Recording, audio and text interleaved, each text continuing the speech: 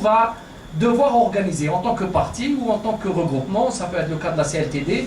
Nous-mêmes, à Jil Jadid, on entrevoit un certain nombre d'actions sur le terrain. Mais la philosophie finale est que nous allons expliquer aux citoyens notre démarche, nous allons répondre aux citoyens à leurs questionnements. Il n'est pas exclu également que l'on fasse un certain nombre d'actions de contestation. Nous avions déjà fait des sit-ins. Il est très possible, ça a été discuté, le principe est adopté, etc., de faire un certain nombre d'actions de ce type-là, parce qu'il n'est pas question de laisser le pays aller à la dérive sans qu'on réagisse. Donc s'il y a une réaction dans la rue, elle sera menée au départ par les responsables politiques. C'est à eux d'affronter la rue, ce n'est pas pour appeler au changement, ou à des émeutes ou à des choses de ce type, pas du tout, mais simplement nous voulons montrer notre détermination.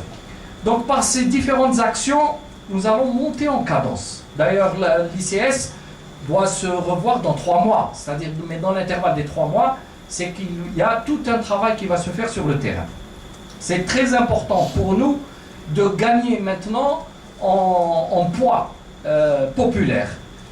Autant nous avons, je pense, une position politique et morale importante qui a du crédit, autant nous n'avions pas encore entamé le vrai travail sur le terrain. C'est juste l'inverse du pouvoir. Le pouvoir a tous les moyens entre les mains, mais il n'a plus aucun crédit politique ni moral. Et ça, à un moment donné, c'est au peuple de trancher. Maintenant, si le pouvoir, j'ai dit dans un moment de crise de lucidité, il comprend qu'il doit s'en aller, et qui nous demande de l'aide pour l'aider à s'en aller, on saura l'aider comment faire pour qu'il sorte, disons, par la porte qui sera encore possible, la porte d'issue encore possible. D'autres questions pour terminer? Non, plus de questions? Très bien. Toutes les questions doivent être posées maintenant, je le rappelle. Le conférencier, une fois qu'il termine, il termine. La dernière question que j'ai envie de vous poser, Soufiane Djilali, front, coordination commune, est-ce que vous ne craignez pas 2 choses, rivalité et conflit de génération? Parce que quand même, il y a du beau monde, oui.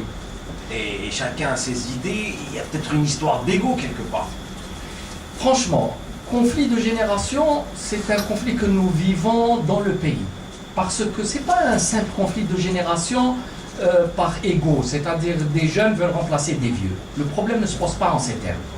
Il se pose en fait, et là encore je reviens à la lettre aux aînés, c'est un conflit entre 2 visions du monde. Il y a une vision du monde qui s'était formée dans les années 50, qui a été prise en charge par le mouvement national, par la guerre de libération, ensuite par les premières tentatives de construction de l'État.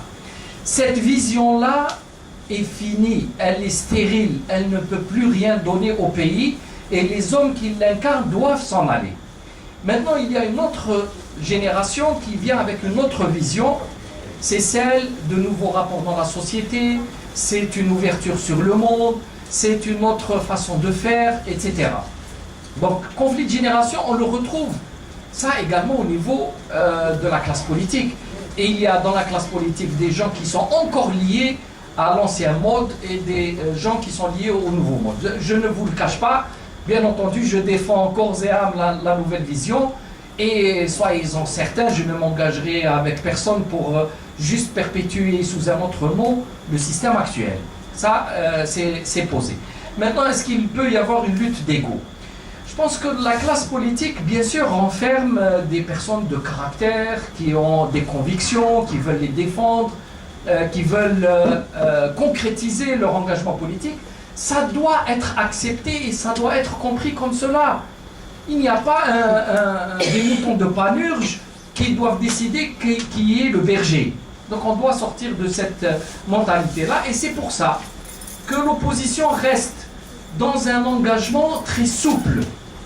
L'instance de consultation, c'est pour permettre à chacun de défendre ses points de vue à l'intérieur de l'opposition, mais aussi en tant que parti, en tant que personnalité.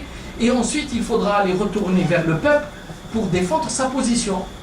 Je n'ai pas à demander à X ou Y de croire en ce que je dis et de me suivre, mais à eux aussi de ne pas me demander cela. Donc nous faisons ce qui est envisageables ensemble, ce sont les règles du jeu, les grands objectifs, et je répète, l'état de droit et la démocratie, mais ensuite que chacun défende son projet de société et de convaincre les électeurs et de gagner en étant le plus intelligent, le plus brillant, ou je ne sais pas comment dire, celui qui arrive à convaincre tout simplement.